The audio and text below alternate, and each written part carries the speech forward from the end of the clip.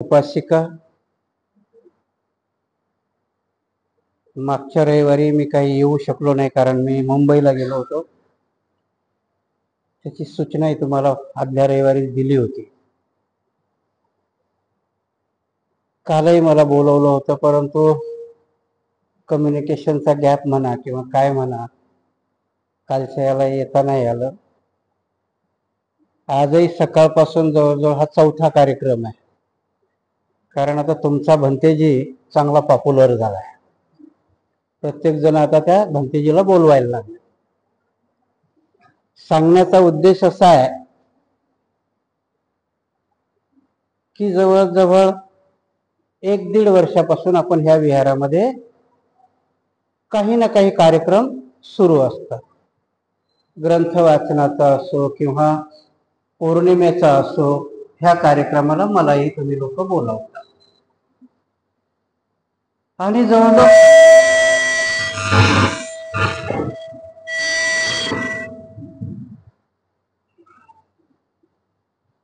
2700 वर्षापासून पौर्णिमा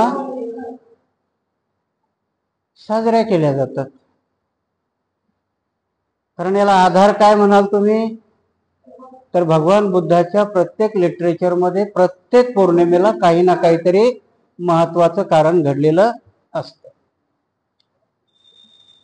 भारतामध्ये किंवा आता जर तुम्ही विचार केला तर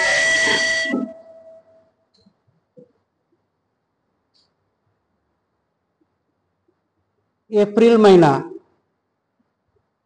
हा महापुरुषाच्या जयंतीचा महिना आहे.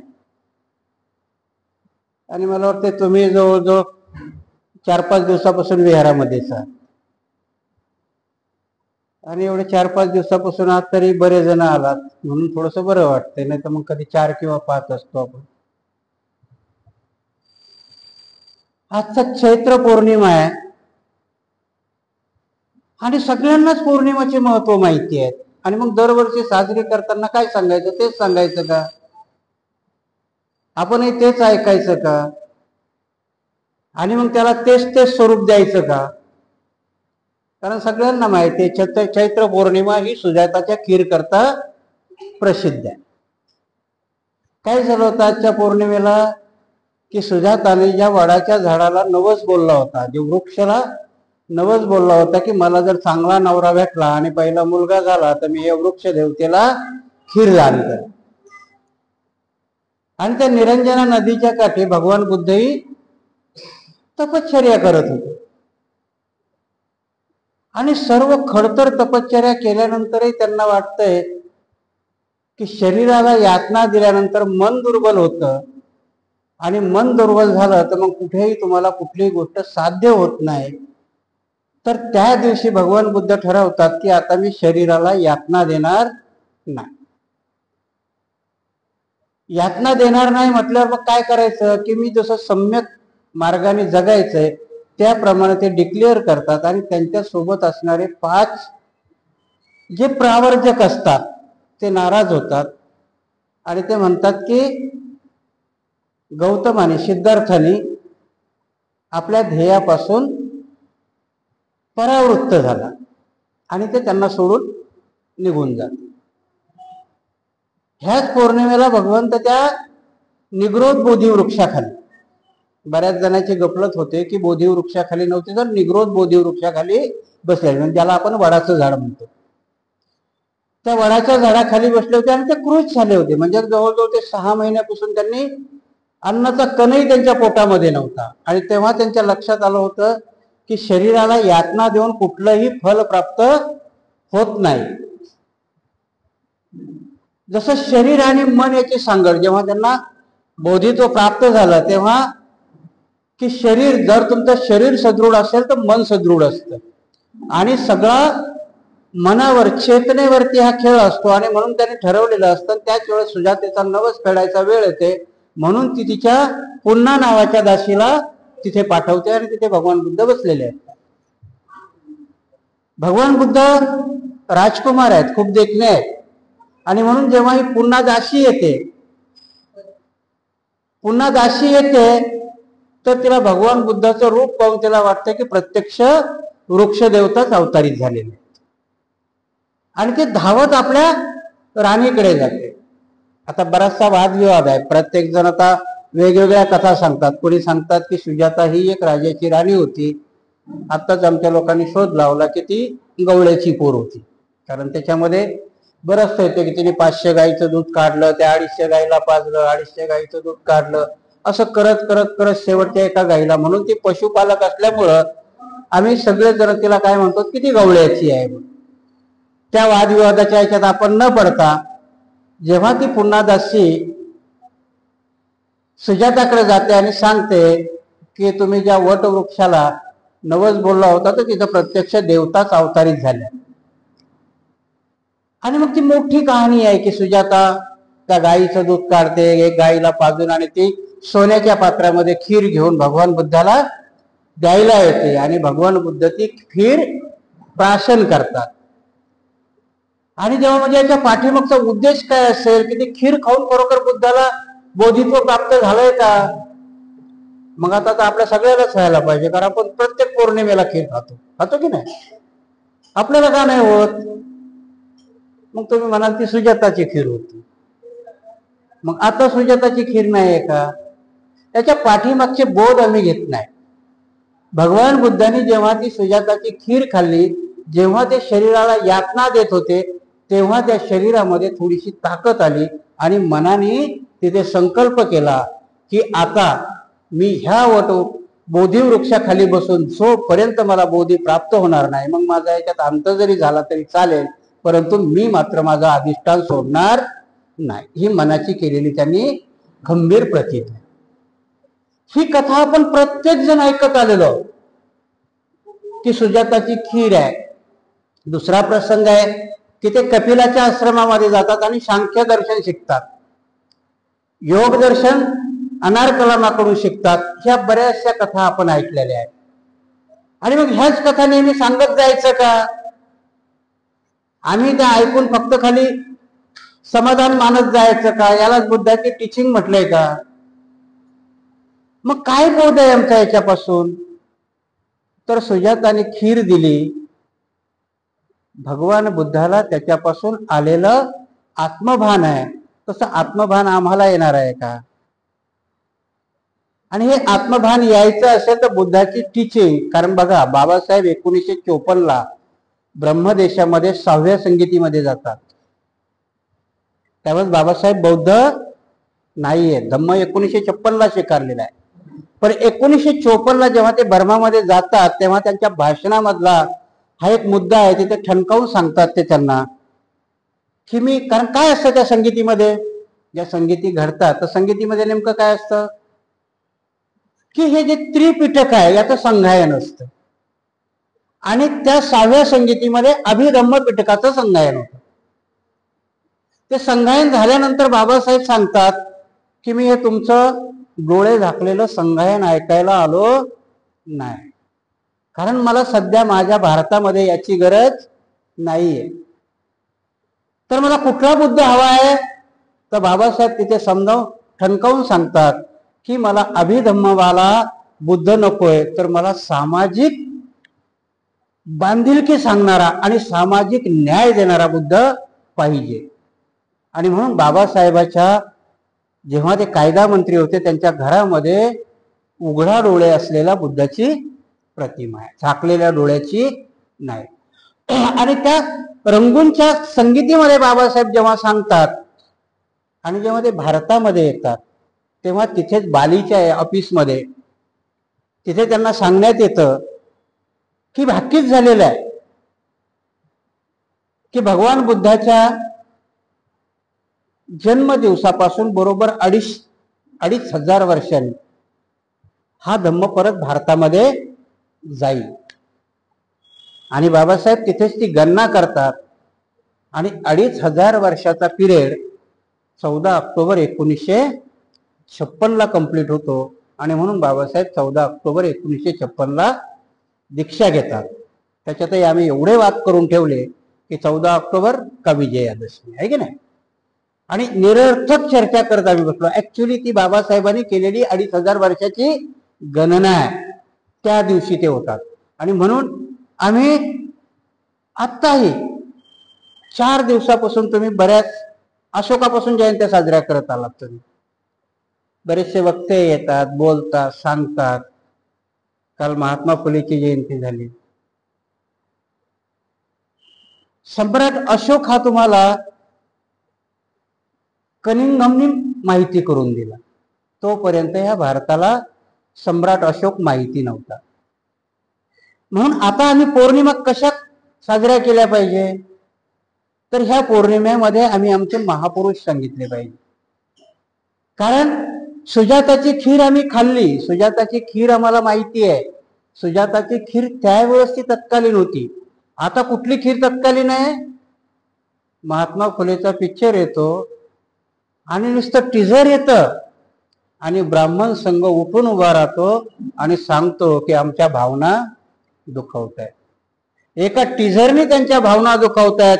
3000 सालापर्यंत तुमच्या कमरेला झाडू आणि गळ्यामध्ये गाडगं होतं, तुम्हाला भावनाच नाही, कारण तुमच्या भावना कधी दुखावल्याच नाही. आणि म्हणून मग आम्ही या पौर्णिमा कशा साजऱ्या करायच्या, तर त्या साजऱ्या करताना आम्ही हल्लीच्या याच्याशी ह्या पौर्णिमेचा मेळ घालणार आहोत की नाही. कारण बुद्ध धर्म बाबासाहेबांनी जसं रंगूनच्या याच्यामध्ये सांगितलं की मला डोळे झाकलेला बुद्ध नकोय, तुमचा अभिधम्मवालाही बुद्ध मला सध्या काही कामाचा नाहीये. कारण अभिधम्म शिकायला अगोदर मला बुद्ध तर माहिती व्हायला पाहिजेत की नाही. आणि 70 वर्ष झाले आम्हाला बुद्ध, अजून आम्ही कुठला बुद्ध स्वीकारायचा हे अजूनही आमचं ठरलेलं नाही. 3-4 प्रसंग ज्वलंत चालू आहे. पहिला प्रसंग कुठला आहे, तर बोधीगयामध्ये महाबोधी विहार याचा संघर्ष चालू आहे. दुसरा संघर्ष चालू होता की महात्मा फुलेवरती साधा एक पिक्चर निघतो आणि त्याला विरोध केला जातो. काय होतं याच्या विरोधाच्या पाठीमागची कारण? महात्मा फुले यांना बाबासाहेबांनी गुरु मानलं.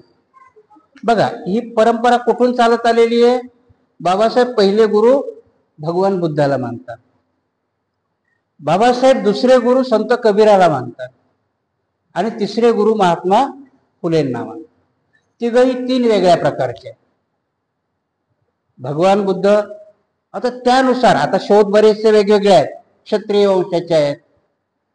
संत कबीर कोणी म्हणते मुसलमान होते, कोणी म्हणते झुला होते.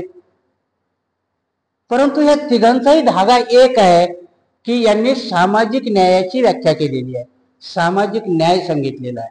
त्यांनी कुठेही तुम्हाला अवडंबर आणि कर्मकांड सांगितलेलं नाही. बुद्धाने अवडंबराला आणि कर्मकांडाला विरोध केला, कबीराने विरोध केला आणि महात्मा फुलेने तर त्यावेळेच्या याला जर आता विरोध कशा करता केला जातोय, ब्राह्मणी पद्धतीमध्ये त्यांनी विरोध कशाला केलाय.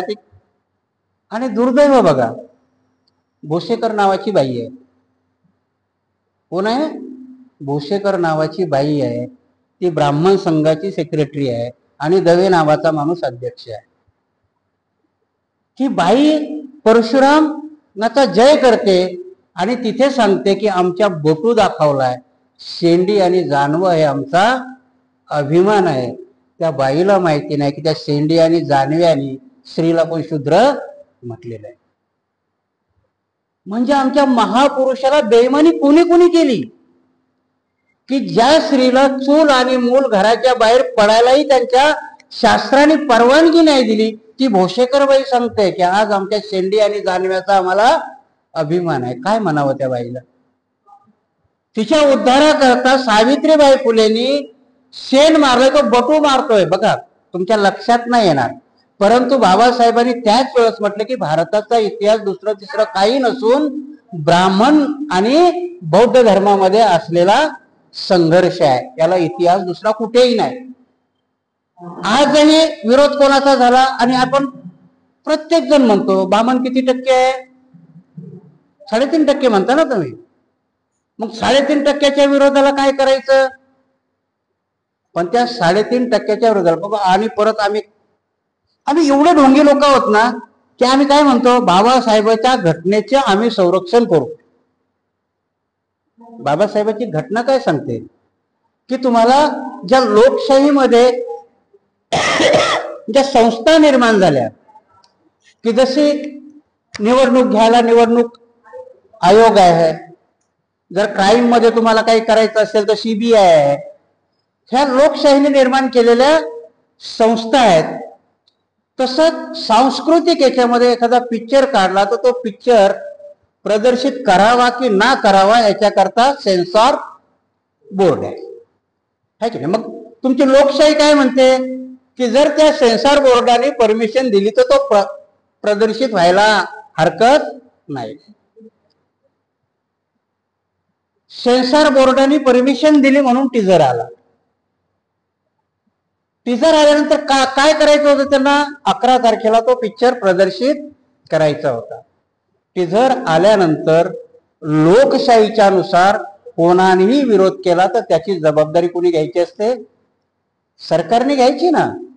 कारण सरकारच्या एका संस्थेने त्याला प्रमाणपत्र दिलंय घटनेचा. आम्ही जे म्हणतो ना आम्ही घटनेचं संरक्षण करू, हे सेन्सॉर बोर्डाने सर्टिफिकेट दिल्यानंतरही 11 तारखेला फुले हा पिक्चर प्रदर्शित होऊ शकला नाही. कारण त्या सेन्सॉर बोर्डानं ऑब्जेक्शन घेतलं. का?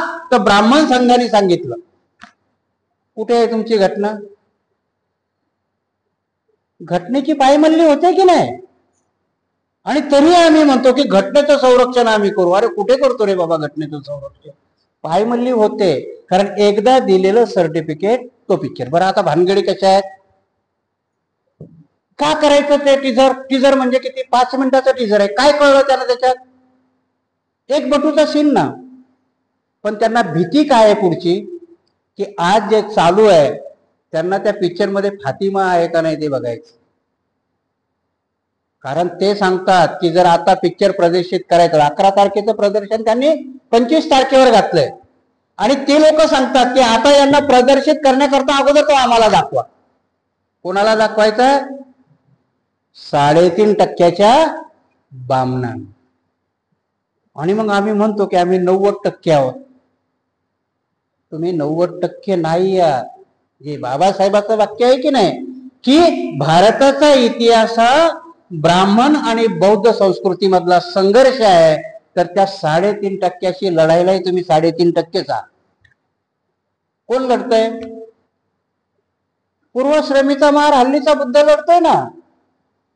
याच्यावरती लढताना कुठला धनगर बघितलाय का तुम्ही? कुठला माळी बघितलाय? कुठला मातंग बघितलाय? महारामधले 3.5% लढतायत. तुम्ही 8% आहात. 2.5% अगोदरच त्यांच्या बरोबर आहेत आठवले साहेबांच्या माध्यमातून, काही कवाडेच्या माध्यमातून त्यांच्याकडे. तुम्ही 3.5% लढताय. अडचण काय की ह्या 3.5% संरक्षण नाहीये, पण त्या 3.5% तुम्ही जे 52% ओबीसी म्हणता ना ते त्यांना संरक्षण. कारण त्यांनी हिंदू म्हटलं की एक काठ्या घेऊन तुमच्यावर यायला तयार आहे. ज्याच्या करता तुम्ही लढता तेच तुमच्यावरती येतात. आणि म्हणून ब्राह्मणाला माहिती आहे की आमचं संरक्षण करायला 52% आहे. ही गोष्ट कोणाच्याही लक्षात येत नाही आणि मग सोज्वळ युक्तिवाद चालू होतो. तुम्ही तर सोशल मीडिया उघडलं ना, काय युक्तिवाद आहे? सगळेच ब्राह्मण खराब नाहीयेत हो. येतो की नाही? सगळेच ब्राह्मण खराब नाहीयेत. मग काही ब्राह्मणाने विरोध केला. 25 कट सांगितले त्या फुले चित्रपटाला की त्याच्यामध्ये परत तुमच्या लक्षात गोष्ट आणून देतो. कारण कोणाच्याच लक्षात गोष्ट येत नाही. तो फुले चित्रपट काढणाराही ब्राह्मणच आहे. महादेवन त्याचं नाव. कोण आहे काढणारा? तोही ब्राह्मणच आहे. ऑब्जेक्शन घेणारा कोण आहे? तोही ब्राह्मणच आहे. पेस कशा खाल्ल्या जातात ते सांगा. काय होईल? त्याने निमूटपणे ते 25 कट मान्य केले. तिथे जर तुम्ही महाराष्ट्रात तर त्यांनी मान्य केले असते का? नामदेवचे नाही केले. त्यांनी विचारलं होतं नामदेव डसाळ, कोण नामदेव डसाळ? जय भीम पिक्चर येतो ना, त्याने अजूनही मान्य नाही केलं. कारण का? त्याचा प्रोड्युसर हा बनतेजी आहे, भिक्षू आहे. त्यांनी सांगितलं नाही पाहिजे तर आम्ही नामदेवच्या कविताच वाट. यांनी नाही, यांनी सांगितलं 25 कट तर 25 कट. कारण इतिहासच दाबायचा. काय होईल त्याच्यानंतर? त्यात दिग्दर्शकाला आणि प्रोड्युसरलाही माहितीये की एवढी प्रसिद्धी झाली की 25 तारखेला येणारा पिक्चर महात्मा फुले हा 25 कट करून आलेला असेल, पण तुमचे सगळे मूर्ख ते पिक्चर पाहायला जाते. दोघांचे उद्देश साध्य झाले. बामण प्रोड्युसरचा उद्देश साध्य झाला, त्याचा करोडोनी धंदा होणार आहे. आणि त्या बामणाचाही उद्देश साध्य झाला की ते 25 कट त्यांनी काढले. आमच्या डोक्यात हे कधीच येत नाही की आम्हाला कसं मूर्ख बनवलेलं. आणि मग आम्ही पौर्णिमा साजरा करतो. बुद्ध कसा हे करायचं?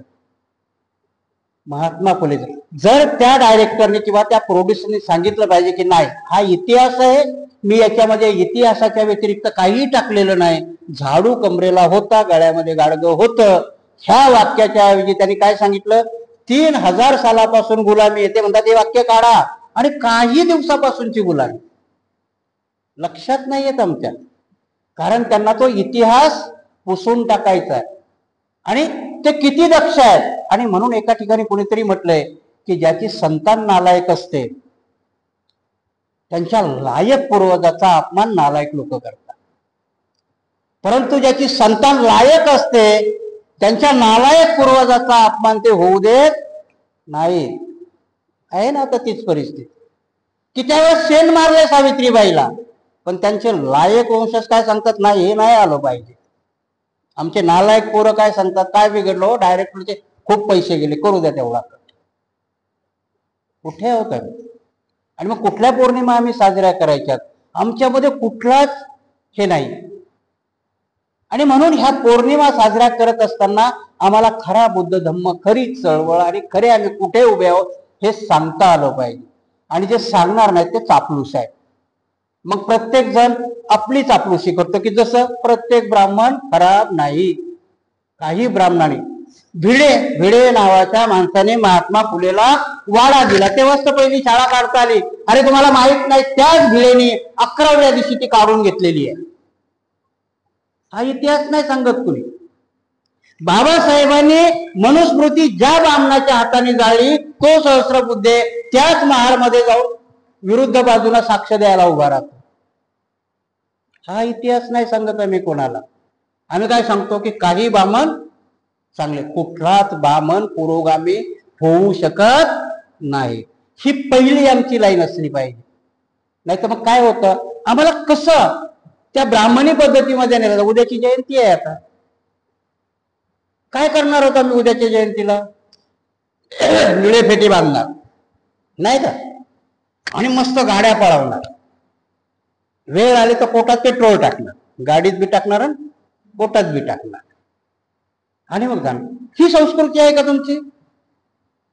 बाबासाहेबांची संस्कृती आहे ना. जास्तच तुला वाटतं तर बाबासाहेबांसारखा सुटबुट घाल ना. फेटा संस्कृती त्यांची आहे, तुझी नाहीये. पण उद्या हे फेटे घालणार, बायका बी घालणार. अगं बाई ग, तुला चांगले केस दिलेत मोठे, कशाला फेटा बांधते? पण ते बांधणार उद्या, कारण या छोट्या छोट्या याच्यातून आमची संस्कृती ब्राह्मण्याकडे जाते. हे आमच्या लक्षातही येत नाही, परंतु आम्हाला ते करायचं असतं. आमची संस्कृती जपायची तर त्या एका दिवसाकरता करा ना मुंडन आणि घ्या ना चिवरण, काढा रॅली. एकाच दिवसात दिसू द्या तुम्ही किती आहे, तर ते नाही करणार तुम्ही. एक दिवसाचं चिवर नाही घेणार तुम्ही. एक दिवसाचे बाबासाहेब नाही होणार. वर्षभर काम कर, तेवढ्या दिवसापुरता सूट शिव आणि त्या दिवशी घाल सूट आणि बुटाची ये पुढे. कारण बाबासाहेबाला हा प्रश्न विचारला होता की बाबासाहेब, तुमच्या समाजाला खायला भाकर नाहीये, तुम्ही 4 माळ्याचं घर बांधलंय आणि तुम्ही सुटाबुटात असता. महात्मा गांधीकडे तर अमाप संपत्ती आहे, तरी पण ते पंचा नेसतात. बाबासाहेबाचं याच्यावरती उत्तर होतं की माझा समाज जेव्हा लायक बनेल ना, तेव्हा तो माझा आदर्श घेईल, माझ्याकडे बघून तो सुटाबुटात राहील. जेव्हा त्याच्याकडे घर बांधायची लायकी त्याच्याकडे निर्माण होईल, तेव्हा तो राजगृहाचा आदर्श घेईल, महात्मा गांधीच्या पंचाचा नाही. हे बाबासाहेबाचं उत्तर होतं. आता आम्ही कोणाचा आदर्श घ्यायला लागलो? फेटा बांधतो ना, आणि फेटा बांधून मिरवणूक काढतो. काही अर्थ नसतो त्याच्यामध्ये. म्हणून आम्ही आमची संस्कृती जपताना, मागच्या वेळेस मी सांगितलं होतं की आमची धरोहर आम्ही सांभाळली नाही. आंदोलन आहे ना आज, महाबोधी विहाराचं आंदोलन चालू आहे. का चालू आहे? ते लोक किती दूरदर्शी होते. बाबासाहेबांनी 1932ला घोषणा केली की हिंदू धर्मात जन्माला आलो हे माझ्या हातात नव्हतं, परंतु हिंदू धर्मात मी मरणार नाही. 1954ला बर्मामध्ये जातात. 1949ला घटना समितीचे इलेक्शन होतात आणि ब्राह्मण सजग आहे त्यावेळेस. 1947ला तुमचा देश स्वतंत्र होतो आणि बिहारमध्ये बीटी ऍक्ट निर्माण. त्यांनी तर करायला नव्हतं पाहिजे, त्यांना माहित होते तर बुद्धच नाहीये. होते का त्यावेळेस? थोडेसे बंगालमध्ये, थोडेसे आसाममध्ये आणि लडाखमध्ये थोडेसे होते. काही घाबरायची गरज होती का? पण ते किती ऍडव्हान्स आहे. 1949ला ते बीटी ऍक्ट करतात. त्यांना माहिती आहे की बाबासाहेब धम्माचीच दीक्षा घेणार आणि जेव्हा बाबासाहेब धम्माची दीक्षा घेतील तेव्हा बाबासाहेब प्रगांड पंडित आहे. बाबासाहेब त्याच्यावर हक्क सांगतील. दुर्दैव तुमचं आणि माझं. 14 ऑक्टोबर 1956ला बाबासाहेब दीक्षा घेतात आणि अधिकार सांगण्याच्या 2 महिन्यातच बाबासाहेबाचा निधन. मग आम्ही बाबासाहेबांचे स्वप्न करताना, कारण बाबासाहेबाकडे असेल ते, बाबासाहेबांनी तीही तयारी केली असेल. कारण बाबासाहेब जेव्हा रंगूनला ठणकावून त्या बुद्धांना सांगतात तेव्हा बाबासाहेब हे स्थळही खुलं करायचे त्यांच्याकडे योजना असेल. आम्ही बाबासाहेबांचे रायटिंग अँड स्पीचेस जवळजवळ 26 खंडात शोधले, पण तेवढं नाही शोधता आलं आम्हाला बाबासाहेबांनी कुठे काय केलेलं आहे.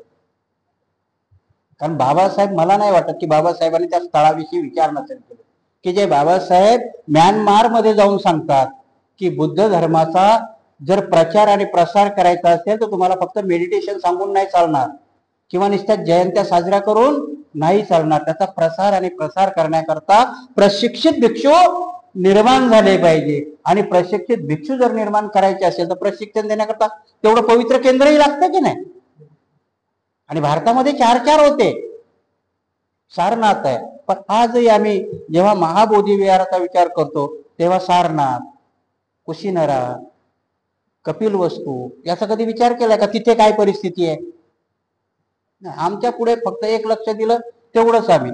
आणि म्हणून की आज आम्हाला जर ती धरोहर टिकवायची असेल तर आम्ही प्रॅक्टिकली त्याच्यामध्ये गेलं पाहिजे. कारण आम्ही तिथं संरक्षण करण्याकरता गेलो पाहिजे. आजही बौद्ध गयाला सर्व लोक जातात, पण काय म्हणून जातात? धम्मसर. त्याला नाव पण एवढं मस्त दिलं आम्ही, धम्मसर. त्यांच्या याला नाव वारी असतं आणि ती 300 वर्षापासून चालू आहे विठ्ठलाची.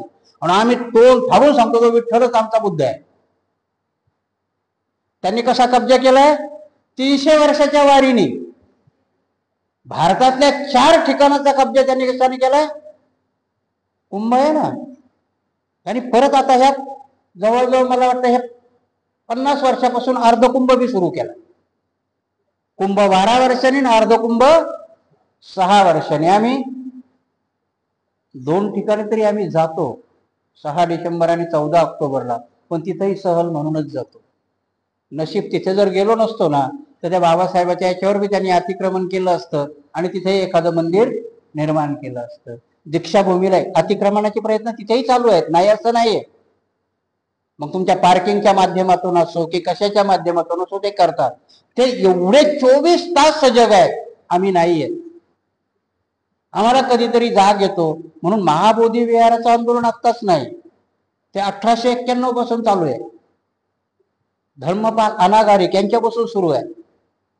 आणि तरीही आम्ही नाही. 70 वर्षाचे बुद्ध आम्ही आहोत महाराष्ट्रामध्ये. आम्ही नाही. आम्ही जाताना फक्त तिथे जातो. तिथे आज ह्या 70 वर्षातही आम्हाला नाही दिसलं की त्या पंड्याने त्या स्तूपाचं शिवलिंग बनवलंय आणि त्याच्यावर तो अभिषेक करतो. आम्ही जातो आणि परत येतो. एक भूमिका व्हायला पाहिजे. आमच्या 4 धामाच्या ठिकाणी 4 मेळे आमचेही लागायला पाहिजे होते की त्या दिवशी जर तुम्ही गेले तर त्या पंड्याला घाम फुटला असता की भारतामधले सगळे बुद्ध इथं बुद्धगयाला येतात. पिंडदान त्यांनी केलं नसतं. पिंडदान कोणाचं करतं याचे अजून एक गोम सांगतो तुम्हाला. बामणाचं पिंडदान तिथे होत नाही आणि या बहुजनाच्या लक्षातच येत नाही.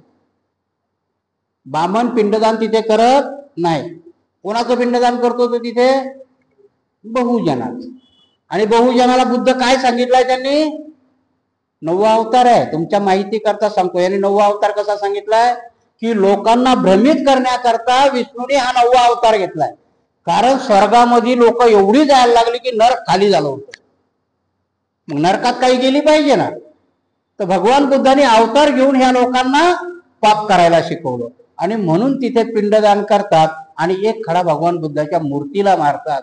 कारण विहार हे त्यांच्या भविष्य पुराणामध्ये, भविष्य नाही सॉरी विष्णू पुराणामध्ये भगवान बुद्धाला किंवा भगवान बुद्धाच्या भूमीला बघणे निषेध मानला गेला.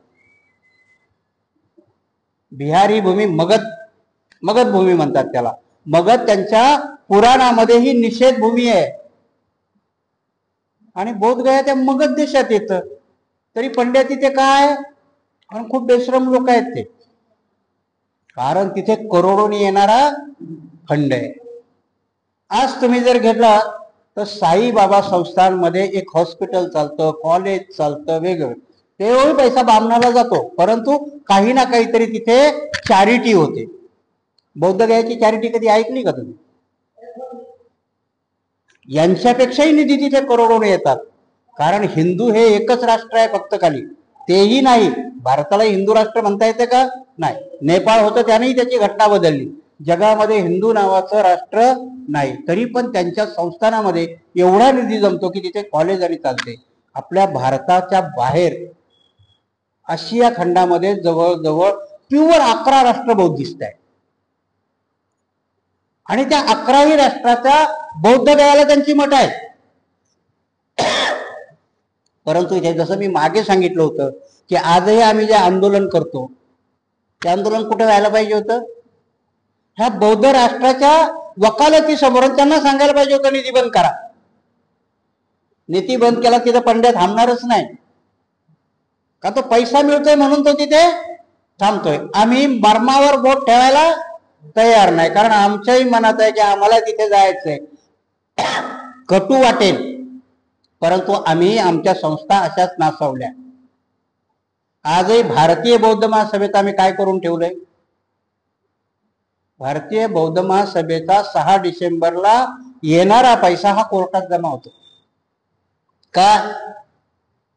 तर 5 लोकांनी कोर्टात केस टाकल्या.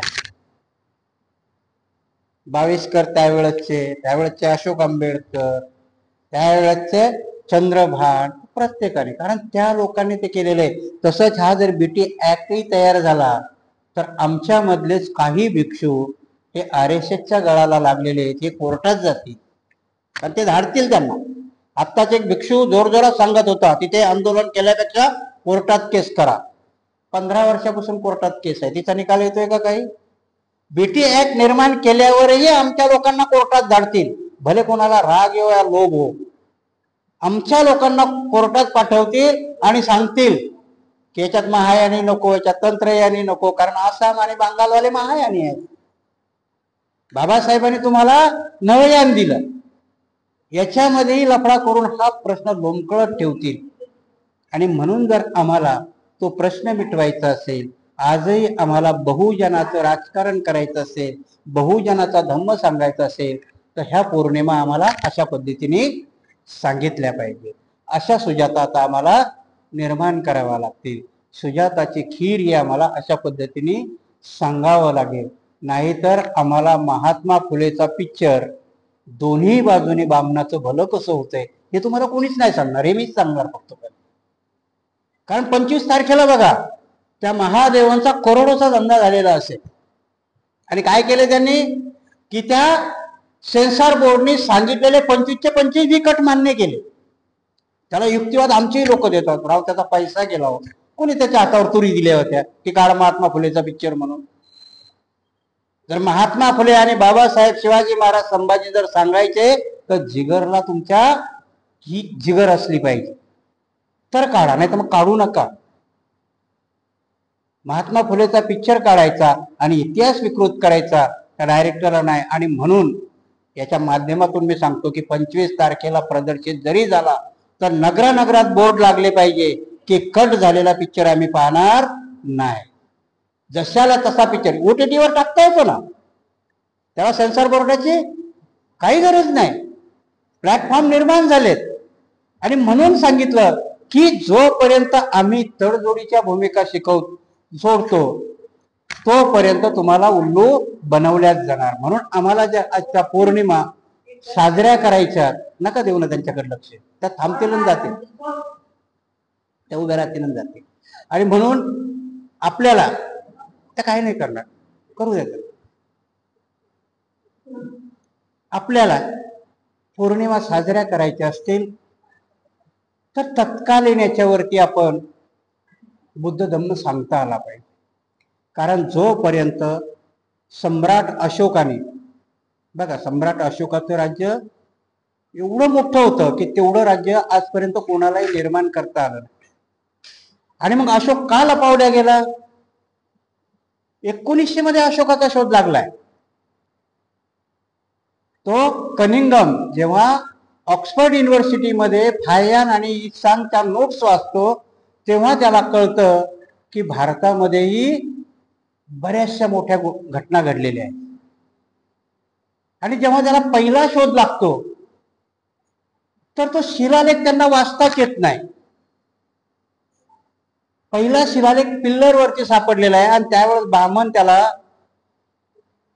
संभ्रमित करायचा प्रयत्न करतात आणि बामण काय सांगतात त्याला, ही भीमाची गदा आहे. पहिल्या पिल्लरला काय सांगितलेलं आहे अशोकाच्या, ही भीमाची गदा आहे. आजही तुम्ही नाशिकला गेला तर काय म्हणतात, ती पांडव लेणी आहे. आणि त्या पांडव लेणीतल्या 26व्या शिल्पामध्ये जा, तिथे बुद्ध दिसत आहे. पण तरी त्यांनी काय केलेलं आहे, तिला पांडव लेणी केलं. आजही त्या महाबोधी विहारामध्ये त्या 5 प्रवर्गाला पहिलं प्रवचन आहे बुद्धाचं, त्याला तो 5 पांडव सांगतो. आणि म्हणून की आम्हाला जर हे सगळं व्यवस्थित रीतीने बुद्धाचा संघर्ष न्यायचा असेल, त्यावेळेस 70 वर्षातच सुरू झाला. म्हणून आम्ही लायक बनलो पाहिजे, आम्हालाही बुद्ध धर्म त्या पद्धतीत सांगता आला पाहिजे. आणि म्हणून ह्या पौर्णिमा आम्ही त्या पद्धतीने जागवल्या पाहिजे. सम्राट अशोकाचा इतिहास जसा झाकल्या गेला, का झाकल्या गेला होता? कारण ती क्रांती होती. त्यावेळच्या बामणाने तो इतिहास जेव्हा पुष्यमित्र सोंग भिक्षूच्या कत्तली करतात, म्हणून बाबासाहेब इथून धर्म लयाला जाणाऱ्यामध्ये ते एक कारण सांगतात की भिक्षूच नव्हते तर तुमचा धर्म कसा वाढेल. कारण कुठल्याही धर्माला जोपर्यंत पौराहत्य करणारा किंवा टीचिंग करणारा शिक्षक मिळत नाही तोपर्यंत तो धर्म वाढत नाही.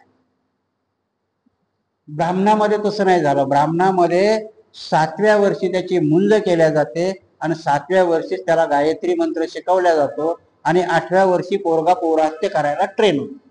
आपल्यात होतो का तसा? कारण आपल्यात भिक्षू बनवावा लागतो, भिक्षू बनायला त्याग करावा लागतो. संकल्पना आणली होती भैयासाहेब आंबेडकरांनी, बौद्धचार्याची संकल्पना आणली त्यांनी की भिक्षू व्हायची गरज नाही, बौद्धचार्य झाले पाहिजे. काय केलं आम्ही त्या संकल्पनेचं? भैयासाहेबाच्या मनामध्ये चांगली संकल्पना होती. कारण आजही कुठलाही समाज सोशल ऍक्टिव्हिटी शिवाय जगू शकत नाही. लग्न करायचं तो कुठला ना कुठला तरी विधी द्यावा लागेल की नाही तुम्हाला? तुमच्या मुलाचं नाव ठेवायचंय, कुठला ना कुठली विधी द्यावा लागेल तुम्हाला. आणि म्हणून हे विधी करणारे त्यावेळेस दुर्मिळ होते भिक्षू. म्हणून भैयासाहेबांनी तुम्हाला बौद्धाचार्याची संकल्पना दिली, पण जी संकल्पना बौद्धाचार्याचं ते काम करा ती सक्सेस नाही झाली. आजही बौद्धाचार्य आहेत पण सक्सेस आहेत का? नाही आहेत. आजही आम्ही भिक्षू कोणाला बनवतो? श्रीलंकेमध्ये गेला जर 2 मुलं असले तर एक भिक्षू बनवतात, चांगला पोरगा भिक्षू बनवतात. आम्ही काय म्हणतो, भंतीजी 10 रुपये तर याला प्रवास द्या. भंतीजी कुठला भेटेल तुम्हाला? तुम्ही धम्माला दान 10 रुपये द्यायला भिक्षू द्यायला लागले. जसं दान गुप्तदान सांगितलं तसं न चालणारी नोट तुम्ही भिक्षूच्या पारड्यात टाकता. तसंच आहे की न सुधारणारा माणूस तुम्ही जर भिक्षू बनवला तर तुमचा धम्म कुठे जाईल? आणि म्हणून जशी भूमी असेल तसा धम्म. म्हणून आम्हाला पौर्णिमा त्या पद्धतीने साजऱ्या केल्या पाहिजे. कारण आता आम्ही पंचशील तर पाळतोच, पण किमान 4 उपोषण आम्ही पाळले पाहिजे. म्हणून मी सांगितलं ना की समित्या निर्माण नका करू, संघ निर्माण करा. संघ निर्माण केल्याशिवाय तुम्हाला, कारण आपला संघ नाही झाला. ते बुद्धांनी सांगितलं त्यावेळेस, बुद्धांनी 4 संघ निर्माण करायला सांगितले. बाबासाहेबांनी तर शिका, संघटित व्हा, संघर्ष करा ह्या माध्यमातून संघ निर्माण करायला सांगितले. आम्ही संघ निर्माण नाही केले. आम्ही समित्या निर्माण केल्या, आणि समित्या निर्माण केल्या तर संघाच्या पाठीमागे एक जी लॅबिलिटी असते, तुमच्या ती क्रेडिबिलिटी असते, ती समितीच्या पाठीमागे राहत. कारण त्याला शील पाळण्याची सक्ती तुम्ही करू शकत नाही, पण ती संघाला. बघा, त्यांनी 100 वर्षाचा इतिहास आहे त्या संघाला. नाव काय? संघच आहे ना. RSS ला नाव काय? राष्ट्रीय स्वयंसेवक संघ. बुद्धाची संकल्पना त्यांनी स्वीकारली, पण विकृत करून स्वीकारली आणि 100 वर्ष चालवली. तुम्हाला सत्य बोलून 1 वर्षही चालवता आली नाही. कारण का? तर तेच मी सांगितलं की जिसकी औलाद लायक होती है उसके लायक पूर्वजों का नालायक लोग अपमान करते, मगर जिसकी औलाद लायक होती है उसके नालायक पूर्वजों का वो सम्मान करते. म्हणून सावरकर झाले, मनुस्मृती झाली, गोडसे. आता तर शिवजयंतीच्या वेळेस गोडसेचे फोटो घेऊन नाचले. पहिला आतंकवादी आहे. भले आमचे महात्मा गांधी बरोबर मतभेद असतील, पण आमच्या तत्वज्ञानामध्ये कोणाचाही खून करणं याला मान्यता नाही. मग तो विचाराचा असेल किंवा शरीराचा असेल, त्याला मान्यता नाही. परंतु आज ह्या प्रतिक्रांतीच्या दृष्टातून देश तिकडे चाललाय आणि आम्ही मात्र बघ्याची भूमिका घेतोय. कारण आम्हाला ती घेतात, मग आमचा युक्तिवाद असतो. आणि मी सांगितलं तर खरं आहे की 3.5%ला 3.5% लढताय. मध्ये असणारा हा 52%चा ग्रुप कोणाच्या संरक्षणा करतात, आणि त्याच्यात आम्ही अनसक्सेस आहोत. म्हणून महाबोधी विहार कधी सक्सेस झाले असते की 1956 पासून आम्ही दीक्षा घेतली, पण बिहार मधल्या लोकांना आम्ही बौद्धिस्ट बनवू शकलो नाही. बालाजीचं मंदिर सगळ्यांना माहिती आहे ते बुद्धाचं आहे. कधी तुमच्या ताब्यात येईल की त्याच्या आजूबाजूला तुम्ही बुद्ध बनवाल. तर आम्ही आमचेच बुद्ध बनलो आणि तेही मतलबी बुद्ध बनलो. आणि म्हणून आम्हाला आमची विहारही सांभाळता येत नाही. मला तर भीती आहे की काही विहार गेलात, तुमच्या विहारामध्ये तरी तुम्ही चांगले कार्यक्रम घेता, काही विहार तसेच ओसाड पडलेले. अचानक कधीतरी कुठला भट येईल, तिथे एखाद्या शंकराची मूर्ती घेऊन जाईल आणि तो आमच्या अध्यक्षाला सेक्रेटरीला म्हणेल हे 5-5 लाख रुपये ठेव बाबा, आणि 2-4 वर्ष गुलून. हे व्हायला वेळ लागणार नाही. कारण आम्हाला धम्मच समजला नाही, आम्हाला धर्मच समजला नाही. सम्राट अशोकाने एवढं मोठं राज्य कसं सांभाळलं? प्रत्येक ठिकाणी सम्राट अशोक जात होते का? परत आरोप होतो अशोकावरती की अशोकाने तलवार चालवणं सोडली म्हणून गुलाम झाले. कधी गुलाम झालाय भारत?